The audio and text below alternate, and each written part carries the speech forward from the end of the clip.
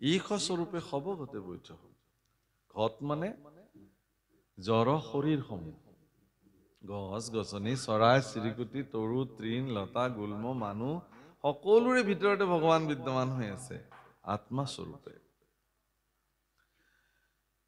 কিন্তু কি হব, সেই ঘট যিদিনাখন ঘটটো ভাঙি যাব, লিখিছে ভাগৱতত, পৰীক্ষিতৰ আগত কৈছে, ৰাম যেন ঘট ভাঙি ঘটৰ আকাশ, আকাশত লীন হুৱে নাহি তাৰ নাশ। 10টা ঘটত পানী দি পেলাই থৈ দিছে, দেখিছে 10টা ঘটতে আমি 10খন আকাশ দেখিব। আকাশ 10খন নেকি? আকাশটো এখনেই, ঘট 10, আকাশ 10খন দেখিলো আমি। তাৰে এটা ঘট ভাঙি যোৱাৰ লগে লগে 9খন আকাশ হৈ থাকিল আপোনাৰ দৃষ্টিত, এখন আকাশ নাইকিয়া হৈ গ'ল। ক'ত গ'ল? যোৰ আকাশটোতে বিলীন হ'ল। দৰাচলতে এইটো আমাৰ দৃষ্টি বিভ্ৰম। প্ৰত্যেকটো শৰীৰৰ ভিতৰতে আত্মা স্বৰূপ সকলো ভিতৰতে বহি আছে। শৰীৰটো ভাঙি গলে আত্মা গৈ পৰমাত্মাত বিলীন হৈ যায়। মানৱ দেহা মাটিৰ ভাণ্ড মানে ঘট, আমাৰ গোৱালপৰীয়া ভাষাত। ভাঙিলে হবে খণ্ডৰ খণ্ড, ভাঙলে দেহা জোৰা মিলবে না। ঘট এটা ভাঙি যোৱাৰ পিছত সি জোৰা নালাগে। কেতিয়া জোৰা, তাক জোৰা কৰিবলৈ কি কৰিব লাগিব? পুনৰ গুড়া কৰি আকৌ মাটিত বিলীন কৰি দিব লাগিব, তাৰপিছতে সি আকৌ জোৰা লাগিব। পঞ্চভূতৰ দ্বাৰা গঠিত এই শৰীৰটো এটা এটা ভূতত এটা এটা ভূত বিলীন হৈ পুনৰ যেতিয়া নাইকিয়া হৈ যাব, এইটোক আচলতে এইটোৰ পিছত পুনঃ আকৌ সি তাৰ সৃষ্টি কাৰ্যৰ ব্যৱস্থাৰ দ্বাৰা, তৃতীয় স্কন্ধত এইবিলাক অনাদি পতনত খুব ধুনীয়াকে বৰ্ণন কৰিছে। এইবিলাক বহুত বেলেগ তত্ত্ব, এইবোৰ ক'বলৈ গ'লে 7 দিন 7 ৰাতি শেষেই নহয়। পুনঃ কেনেকে আকৌ জীৱ আহি পুনঃ শৰীৰ গঠন হৈছে। ইয়াত জীৱ বেলেগ বস্তু, আত্মা বেলেগ বস্তু। একেলগে আমি যদি জীৱাত্মা বুলি কওঁ, ইয়াতে দুটা সত্তা, জীৱ এটা বেলেগ সত্তা, আত্মা এটা বেলেগ সত্তা। মানে তৃতীয় স্কন্ধত বৰ্ণন কৰিছে যে মনৰ দাপোনত আত্মাৰ যিটো প্ৰতিচ্ছবি ওলায়, সেই প্ৰতিচ্ছবিটোকে জীৱ বোলে। মানে মোৰ প্ৰতিচ্ছবিটো আইনাত মই যেতিয়া দেখিম, সেইটো জীৱ হ'ব। মানে এনেকুৱা, মই এনেকে হাত দাঙিলেহে সি হাত দাঙিব, কিন্তু সেইফালত থকা মোৰ অবিকল প্ৰতিচ্ছবিটোৱে মই হাত নাদাঙালৈকে সি ইচ্ছাকৃতভাৱে হাত দাঙিব নোৱাৰে। কিন্তু মোৰ তাতে যি আছে সমস্ত যাত্ৰাতেও আছে। অৰ্থাৎ আত্মাৰ প্ৰতিচ্ছবি মন দাপোনত, এইটো তৃতীয় স্কন্ধৰ অনাদি পাতনৰ ভাঙনি প্ৰভুসকল খুব ধুনীয়াকে লিখিছে তাত, যে মন দাপোনত যি জীৱ আছে, সেই জীৱ আত্মাৰ প্ৰতিচ্ছবি, সি জীৱ।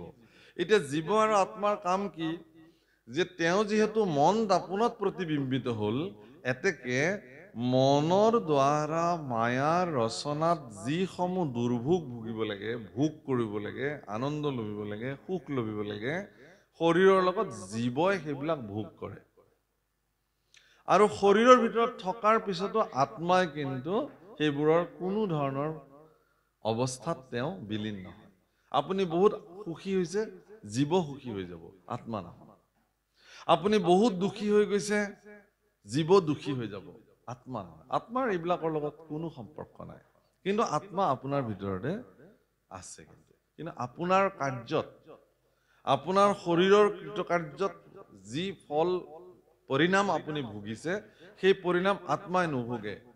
আত্মাৰ বিশেষত্বতা সেইটোৱে, জীৱই ভুগিব।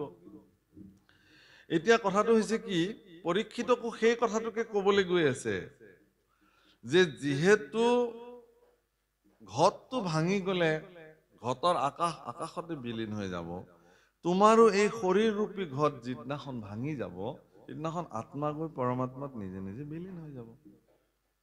আৰু সেই আত্মাটোৱে তুমি। পৰীক্ষিত তোমাৰ শৰীৰটোৰ নাম।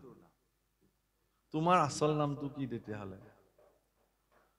তোমাৰ আচল নামটো হ'ল তুমি আত্মা। আনন্দ বৰাৰ বাপৰ নামটো আনন্দ বৰা। আনন্দ বৰা বাপৰ নাম আনন্দ বৰা নহয়, তেওঁৰ শৰীৰটোৰ নামহে আনন্দ বৰা। তেওঁৰ আচল নামটো আত্মা। তেখেত নীলিমজ্যোতি বৰা, এইটো তেওঁৰ শৰীৰৰ নাম, তেওঁৰ আচল নামটো আত্মা। তেখেত পুলিন হাজৰিকা, এইটো তেওঁৰ শৰীৰৰ নাম। এনেকে প্ৰত্যেকটো শৰীৰক আইডেন্টিফিকেশ্যন কৰিবৰ কাৰণে প্ৰত্যেকটো শৰীৰকে এটা এটা আমি নামাকৰণ কৰি লওঁ, কিন্তু ভিতৰৰ নাম একেটাই। এই সূত্ৰটোকে মহাপুৰুষ মাধৱদেৱে লিখিছে নামঘোষাত, অন্তৰত এক ঈশ্বৰক ঔ দেখিও কণা বাহিৰত, অন্তৰত বুধ বাহিৰ তুজৰ প্ৰায়। বুধ মানে চৈতন্য ভাৱনা। বাহিৰত বিভিন্ন দেখিব পাৰে, এইটো মোৰ পত্নী, এইটো মোৰ পুত্ৰ, এইটো মোৰ, কিন্তু অন্তৰ্দৃষ্টিৰে চব আত্মা। কিন্তু আপুনি সেৱা ল'ব পাৰে, মোৰ পত্নী বুলি মই সেৱা নল'ম নেকি? পত্নী দৃষ্টি থকালৈকে সেৱা নলয় আপুনি, কিন্তু যিদিনাখন এই পত্নীৰ দৃষ্টি আঁতৰি যাব, আত্মা দৃষ্টি হৈ যাব, আপুনি কিন্তু সেৱা কৰি দিব পাৰিব সেইদিনাখন। মোৰ পুত্ৰ দৃষ্টি যেতিয়ালৈকে থাকিব, পুত্ৰক মই সেৱা কৰিব নোৱাৰিম, কিন্তু পুত্ৰৰ দৃষ্টিটো গুচি যিদিনাখন আত্মা দৃষ্টি হৈ যাব, মই পুত্ৰকো মই সেৱা কৰি দিম। দেৱহূতি মাতৃ যেতিয়ালৈকে কপিলক পুত্ৰ পুত্ৰ ভাবি থাকিলে, তেতিয়ালৈকেতো পুত্ৰই হৈ থাকিল, কিন্তু যি মুহূৰ্ততে আত্মবোধ দৃষ্টি আহি গ'ল, তেওঁ ঈশ্বৰ দেখিলে, আত্মা দেখিলে, সিদিনাখন তেওঁৰ ওচৰত শৰণ লৈ পেলালে মাকে, যে হে বাচা, তুমি আৰু মোৰ পুত্ৰ বুলি মই তোমাক আৰু নাভাবো। এতিয়া মোৰ মনে কোৱা নাই, তুমিতো স্বয়ং ঈশ্বৰ আত্মা, গতিকে তোমাৰ চৰণত মই শৰণাপন্ন হলো, তুমি মোক ভক্তি যোগ সম্পৰ্কে বিস্তৃত কৰিব লাগে, পৃথিৱীৰ যিবোৰ আত্মতত্ত্ব জ্ঞান তুমি মোক প্ৰদান কৰিব লাগে, এই বুলি। আচলতে ভাগৱত শাস্ত্ৰৰ চৈতন্যতা, ভাগৱত শাস্ত্ৰই মানুহৰ মনত চৈতন্যতা জাগ্ৰত কৰি ভক্তি জাগ্ৰত সিদিনাখন কৰিব পাৰিব, যিদিনাখন আপোনাৰ ভিতৰত এই অভেদ বুদ্ধি, এইটোক ভেদ বুদ্ধি নকয় আকৌ, অভেদ তত্ত্ব বোলে। কেনেকুৱা অভেদ তত্ত্ব? যে আপুনিয়ে হয় সেইজন, কিন্তু আপোনাৰ ভিতৰত যিজন বহি আছে সেইজন তেওঁৱে। এইটোক ভাগৱতৰ ইয়াতে কি শব্দ ব্যৱহাৰ কৰিছে? স্বহম তত্ত্ব। স্বহম তত্ত্ব অৰ্থাৎ স্ব মানে তেওঁ, অহম মানে মই, ময়ে তেওঁ, তেওঁৱে মই। সেইকাৰণে নিৰ্গুণময় ভকতিত কপিল দেৱতী সংবাদত ভক্তি যুগৰ প্ৰথম বাণীত কি বুলি কৈছে? যে একবিধ মাত্ৰ পুনু নিৰ্গুণ ভকতি, জ্ঞানে কৰ্মে তীৰ্থে ব্ৰতে নকৰিয়া মন, সুদৃঢ় বিশ্বাসে লৈও মুহূৰ্ত শৰণ, মূৰ গুণ গণক শ্ৰৱণে তেতিক্ষণ, নিষ্কামে মুহূৰ্ত যায় নিমজয় মন। যেন গংগা জল সমুদ্ৰত পৰে যায়,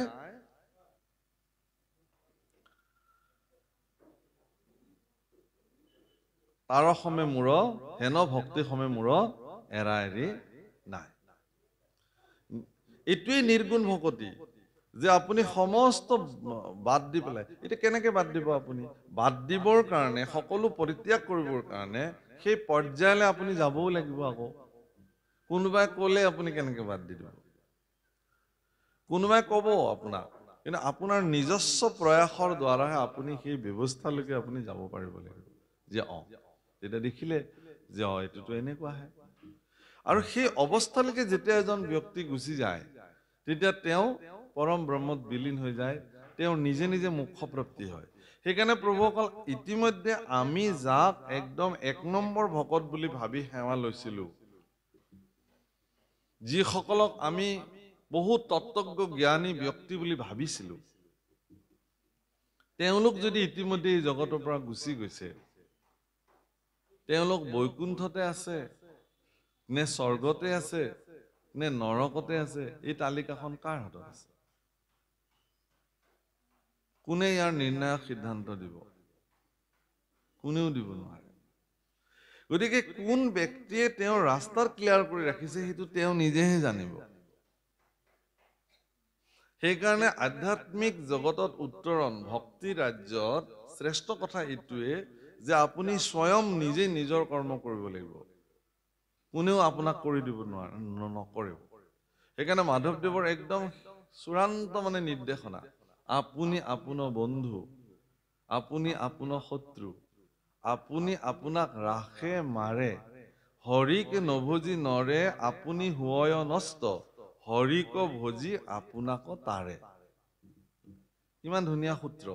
এই সূত্ৰটোত আপোনাৰ জীৱন অংকটো আপুনি পাতনি মেলক, দেখিব যে ইয়াৰ সংবিধান সুন্দৰ। আৰু সেই কথাটোকে পৰীক্ষিতক বুজাবলৈ যায় গুৰুদেৱ ফুকে কৈছে, হীৰা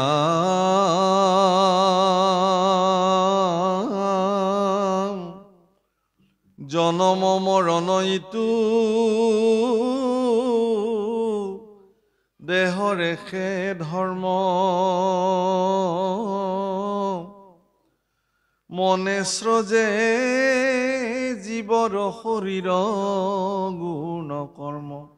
মই ইয়াৰ আগত ব্যাখ্যা কৰিছো, মনৰ লগত জীৱৰ সম্পৰ্ক আছে। কেলে যে মন দাপোনতে আত্মাৰ প্ৰতিবিম্ব হয়, তেওঁৱে জীৱস্বৰূপে প্ৰকাশিত হৈছে। সেইকাৰণে মায়াৰ ৰচনা সমস্ত ভোগ ভোগতি কোনে ভোগ কৰিব? মন সমন্বিতে জীৱই, আত্মাই ভোগ নকৰে। আত্মাৰ লগততো সম্পৰ্কই নাই একো। হে ৰাম তৈলমালৈ ৰাম মন কুমায়ায়ে স্ৰজে, জানা সাৰে সাৰ, ও ভ্ৰমৰ কাৰণে হয় জীৱৰ সংসাৰ।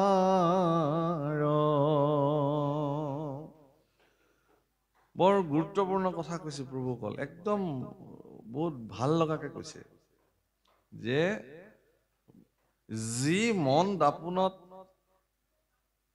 আত্মাৰ প্ৰতিবিম্ব জীৱই শৰীৰৰ ভোগ ভোগতি ভোগ কৰিছে, সেই মন দাপোনখন নিৰ্মাণ কৰিছে কোনে? মায়াই, তাৰ স্ৰষ্টা মায়া।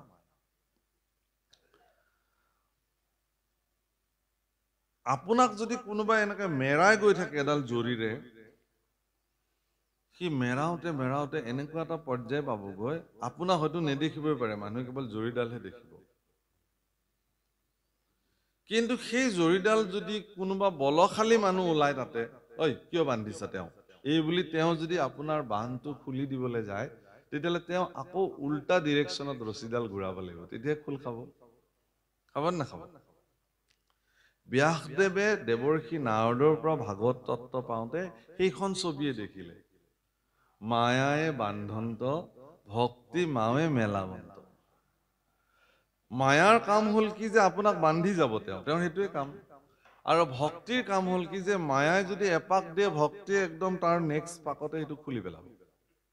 কিন্তু ভক্তিৰ প্ৰভাৱ যদি আপোনাৰ শৰীৰত কম হৈ যায়, দুৰ্বল হৈ যায়, মায়াৰ প্ৰভাৱটো যদি বেছি হৈ যায়, আপুনি ক্ৰমবৰ্ধমান মায়াৰ জালত বান্ধ খাই যাব। আৰু এইটোকে কৰ্মবন্ধ বোলে। সেইকাৰণে পৰীক্ষিতে ভাগৱত শুনি থাকোতে শুকদেৱে শেষৰ ফালে কৈছে যে মায়া কৰ্মবন্ধ এৰাইতে প্ৰবন্ধ যাৰো আছে। উদ্ধৱৰ আগত খুব ধুনীয়াকে বৰ্ণনা কৰিছে, উদ্ধৱক প্ৰবন্ধি মাতন্ত কৃষ্ণে পাছে, কৰ্মবন্ধ এৰাইতে প্ৰবন্ধ যাৰো আছে। এতিয়া প্ৰশ্ন হ'ল এইটোৱেই যে এই কৰ্মবন্ধত আমি বিলাকে বান্ধ খাওঁ বুলি জনাৰ পিছতো আমি কিয় বান্ধ খাই থাকো? প্ৰশ্ন। আমিতো চবেই জানো আমাক মায়াই বান্ধে বুলি। মায়াৰ বান্ধৰ পৰা প্ৰতিহত পাবৰ কাৰণে তাৰ ব্যৱস্থা আমি কেলে নলওঁ? তাৰ মূল কাৰণটো কি যে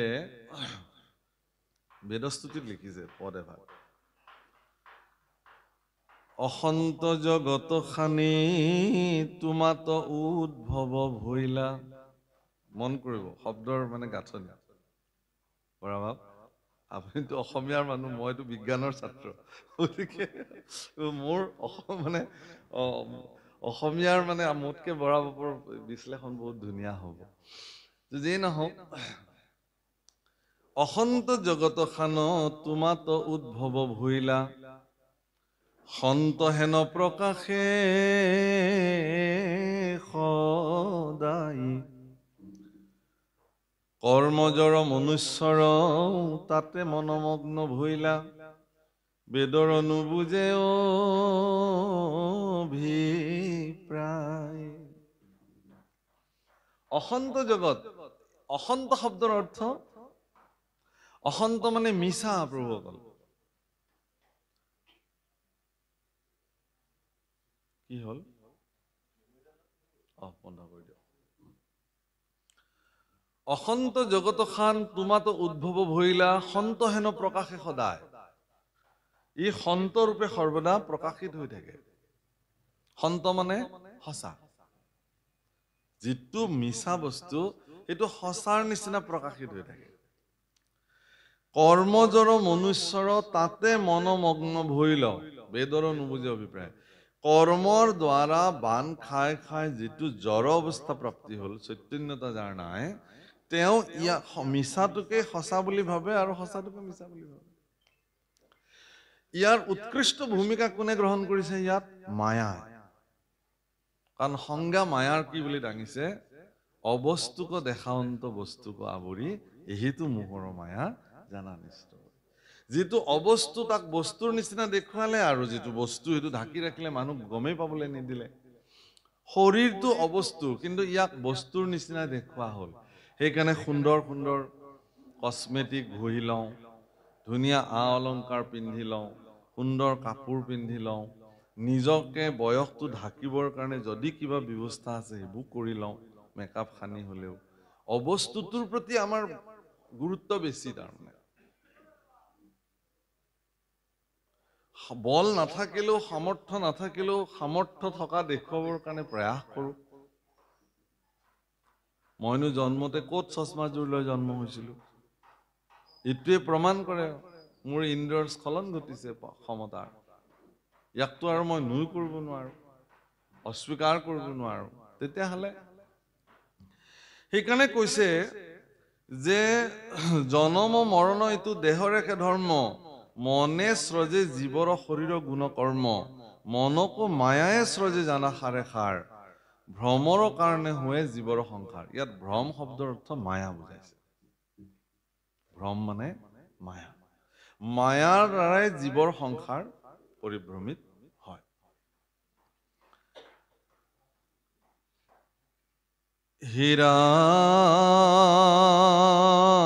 হীৰাম তৈলমাল সলাবনি সংযোগ যাৱত, দীপহেন বুদ্ধি ভাবে প্ৰকাশে লোকত, দেহ মন কৰ্ম আত্মা যাৱত সংযোগ, তাৰে নাম তাৱে জীৱ নাম থাকে দুখ কৰে ভোগ। এগছি চাকিৰ উৎকৃষ্ট উদাহৰণ দিছে। এগছি চাকি মাটিৰ মলা, তাত তেল দিয়া হৈছে, তাত এডাল শলিতা দিয়া হৈছে, আৰু তাত অগ্নি সংযোগ কৰা হৈছে। দীপ বুলি প্ৰকাশিত হৈছে। কিন্তু সেই তেল যেতিয়া শেষ হৈ যাব, তেলটো ইন্ধন, ভিতৰত থকা শলিতাডাল আয়ুস ৰেখা, আৰু অগ্নি স্বয়ং পৰম ব্ৰহ্ম, পৰমাত্মা। আত্মা স্বৰূপে আয়ুস ৰেখাত যেতিয়া প্ৰজ্বলিত হৈ গ'ল, লাহে লাহে লাহে লাহে ইন্ধন শেষ হৈ আহিলে, আৰু এটা সময়ত সি তাৰে অগ্নি তাতে বিলীন হৈ গ'ল। এতিয়া কৈছে কি? আর দেহ কর্তা মনে রেখে জানিবা সংসার, জনম মরণ একো নাহিকে আত্মার। গতিকে এই জনম মৰণ, সুখ দুখ এইবিলাক ভোগ কৰা সকলোবিলাকৰ দায়িত্ব কেৱল শৰীৰটোৰ। আপোনাৰ আত্মাৰ ইয়াৰ লগত কোনো ধৰণৰ সম্পৰ্ক নাই। ব্ৰহ্মজ্ঞান কৈ আছে প্ৰভুসকল। ব্ৰহ্ম জানন্তি যশ ব্ৰাহ্মণ। ব্ৰহ্মক জানিলেহে তেওঁ ব্ৰাহ্মণ হ'ব। আৰু ঈশ্বৰক ভজাৰ ক্ষমতা কেৱল ব্ৰাহ্মণসকলৰহে আছে। সেইকাৰণে ভগৱান কৃষ্ণৰ যি জন্ম, ভগৱান কৃষ্ণৰ জন্মৰ যি ব্যৱস্থা, তাত কি শব্দ ব্যৱহাৰ কৰিছে? গৌ ব্ৰাহ্মণ হিতায় চ। গৌ আৰু ব্ৰাহ্মণসকলৰ হিতৰ অৰ্থে তেওঁৰ জন্ম। তেতিয়াহ'লে সেইসকলে ব্ৰাহ্মণ। কোনসকল? ন কুলেই ন জাত্যা বা ক্ৰিয়াৰবি ব্ৰাহ্মণ ভৱেত চণ্ডালোপি বৃত্তিষ্ঠ ব্ৰাহ্মণ আছে যুধিষ্ঠিৰ। চণ্ডালো ব্ৰাহ্মণ হ'ব পাৰে। কেনেকে? তেওঁৰ বৃত্তি সাধনাৰ জৰিয়তে। ব্ৰহ্মক জানিবৰ কাৰণে যদি প্ৰয়াসত তেওঁ কিঞ্চিত মানুহ অৱকাশ অনা নাই,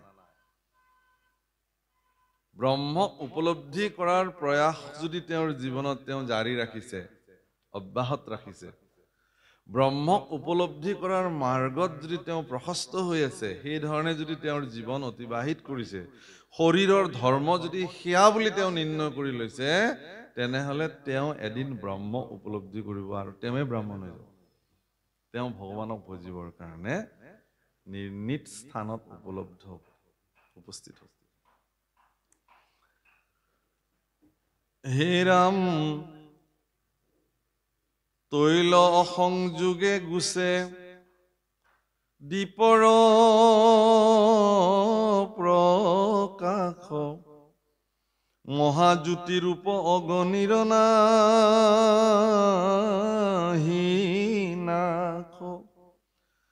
ৰাম যত পৰমাৰ্থ তত্ত্ব কহিলো বিদিত, অ হেন মনে মানা তুমি স্থিৰ কৰি চিত্ত। ৰামময়ী পৰমাত্মায়াত নাহিকে সন্দেহ, অ দেহতে আছো মই নুহুই তু দেহ। তুমি সন্দেহ কৰিবলগীয়া নাই, মই আছো তোমাৰ তাতে। মই আছো দেহত, কিন্তু মই দেহ নহয়। কিন্তু দেহৰ যি চৈতন্যতা, সেইটো ময়ে আকৌ। মই যিদিনাখনে শৰীৰটোক পৰিত্যাগ কৰিম, সিদিনাখনে ই চৈতন্যহীন হৈ যাব। ভগৱন্ত পুৰুষে ভক্তসকলক আমন্ত্ৰণ কৰি তেওঁলোকৰ লগত বিলীন হ'বৰ কাৰণে ৰাসক্ৰিয়াত এটি মাধ্যম তেওঁ ব্যৱহাৰ কৰিলে। গোপীসকলক কৈ থৈ আহিলে বস্ত্ৰ হৰণ কৰাৰ দিনাখনে কালিন্দী তীৰত, যমুনাৰ তীৰত, বোলে মই যিদিনাখন বংশীত ধ্বনি কৰিম সিদিনাখন তোমালোকে আহিবা। আৰু পূৰ্ণিমাৰ চন্দ্ৰাৱলী নিশা, শৰৎকালৰ কাৰ্তিক মাহৰ মহাপূৰ্ণিমা, ৰাস পূৰ্ণিমাৰ দিনা তেওঁ পুনঃ, মানে এবছৰ পিছতে, সিদিনাখনেই সেই পৰিঘটনা ঘটিছিল, সম্পূৰ্ণ এবছৰ পিছত তেওঁ পুনঃ বংশীত ধ্বনিৰে গোপীসকলক আমন্ত্ৰণ কৰিলে। বৰ ডাঙৰ কথা কি যে ব্ৰজত সেই বংশীত ধ্বনি কেৱল আৰু কেৱল গোপীসকলেহে শ্ৰৱণ কৰিছিল, বাকী বেলেগে শ্ৰৱণ নকৰিলে। তাৰমানে আত্মাৰ জীৱৰ প্ৰতি যি আহ্বান, সেই আহ্বান সমৰ্পিত জীৱসকলেহে শ্ৰৱণ কৰে, বেলেগে নহয়। একেলগে থাকিব আপোনালোক কেইজনমান, কিন্তু ঈশ্বৰে যে সমৰ্পিত হ'বৰ কাৰণে আপোনাক কৈ আছে, আমি একেলগে খাওঁ লওঁ, একে কাম কৰোঁ, উঠো বহো, তাৰ মাজত এজনে গৈ ঈশ্বৰৰ ওচৰত আত্মসমৰ্পণ কৰিলে। তাৰমানে আত্মাৰ যিটো জীৱৰ প্ৰতি আহ্বান, সেই আহ্বান সেইজনেহে শ্ৰৱণ কৰিলে, যিজন গৈ সমৰ্পিত। যদি কেনেবাকে তেওঁ পৰিৱেশ নাপায়, তেওঁক কোনোবা কাৰণত বাধা দিয়া হৈছে, বাৰণ কৰা হৈছে, কিছুমান গোপীক ঘৰৰ ভিতৰতে থৈ বাহিৰৰ পৰা দাং মাৰি দিয়া হ'ল দুৱাৰৰ, কৃষ্ণ কৃষ্ণ বুলি তাতেই প্ৰাণ ত্যাগ কৰিলে। খোজকাঢ়ি যোৱা গোপীসকলতকে সেইসকলে আগতেই গৈ কৃষ্ণত বিলীন হৈ গ'ল। তেওঁলোকৰ ক্ষিপ্ৰতা আৰু বাঢ়িলে। হে প্ৰভুসকল, ইয়াত কৈছে যে জনম মৰণ এইবিলাক আত্মাৰ নহয়, তৈল অসংযোগে গুছে দীপৰ প্ৰকাশ, মহাজ্যোতি ৰূপ অগণিত নাহি নাশ। যত পৰমাৰ্থ তত্ত্ব কহিলো বিদিত, হেন মনে মানা তুমি স্থিৰ কৰি চিত। মই পৰমাত্মা তো নাহিকে সন্দেহ, দেহতেহে আছো মই, নহো এইটো দেহ। ইয়াত পৰমাৰ্থ কি বুলি ক'লে, যে ময়েই যে জগতত সকলোকে চৈতন্য কৰি ৰাখিছো, বাকী সব জড়, এইটোৱে হ'ল জগতৰ শ্ৰেষ্ঠ পাৰমাৰ্থিক তত্ত্ববস্তু। সেই পৰীক্ষিত তুমি আগতে এইটো জানিবই লাগিব, আৰু এইটো জনাবৰ কাৰণে মই ইমান প্ৰয়াস কৰিলো তোমাক বুজাবৰ কাৰণে। এতেকে তুমি এইটো জানি লোৱা। গতিকে তুমি কিন্তু ইয়াত সন্দেহো কৰিব নোৱাৰা, সন্দেহ দূৰ হ'ব লাগিব। সন্দেহ থাকিলে তুমি মোক বুজিব নোৱাৰিবা। হে ৰাম যিটো মই সেহি ব্ৰহ্ম, মানাহে ন মনে। যিটো ব্ৰহ্ম সেহি মই, জানা সৰ্বক্ষণে।